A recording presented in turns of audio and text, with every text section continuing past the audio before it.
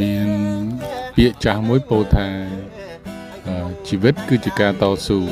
ប៉ុន្តែខ្ញុំមិនដឹងថាចាស់ណានិយាយទេគ្នាម្លេះថ្លៃតោះអញ្ចឹងបន្តដំណើរទៅមុខទៀតសងគេពេញដៃថ្ងៃនេះជាថ្ងៃរដូវកាលថ្មីសម្រាប់ចកាខ្ញុំដើម្បីបាញ់ថ្នាំឲ្យមានផ្លែមានផ្កាសម្រាប់មានបៃលិនម្សិលមួយថ្ងៃសងគេពេញដៃហើយជាបទពិសោធន៍តិចតួចដូចស្ដើងដែលធ្លាប់ធ្វើកន្លងមកសម្រាប់ធ្វើឲ្យមានចេញការនឹងមិនមានថ្នាំអីច្រើនទេ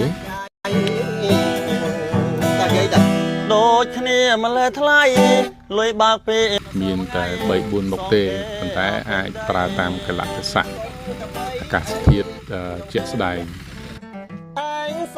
ហើយអាកាសធាតុបែបម៉េចត្រូវប្រើថ្នាំអីខ្លះ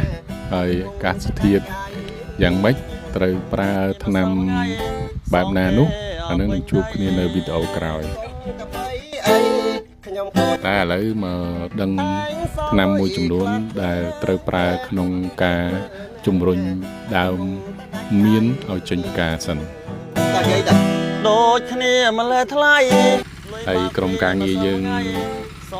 បាញ់ថ្នាំដើម្បីឲ្យចេញផ្កាឬឲ្យផ្លែទៅតាមអ្វីដែលយើងចង់បានហ្នឹងមានដូចជា potassium chloride potassium nitrate Thio MKP និងទឹកជំរាប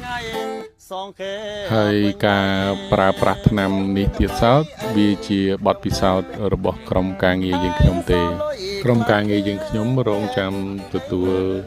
ការទូមានរបស់រៀងច្បងដែលបានធ្វើមានទទួលបានជោគជ័យកន្លងមកលុយបើកពេម្សិលមួយថ្ងៃសងគេពេញដៃកាបៃអីខ្ញុំគួរតែឯងសល់លុយខ្លះទេ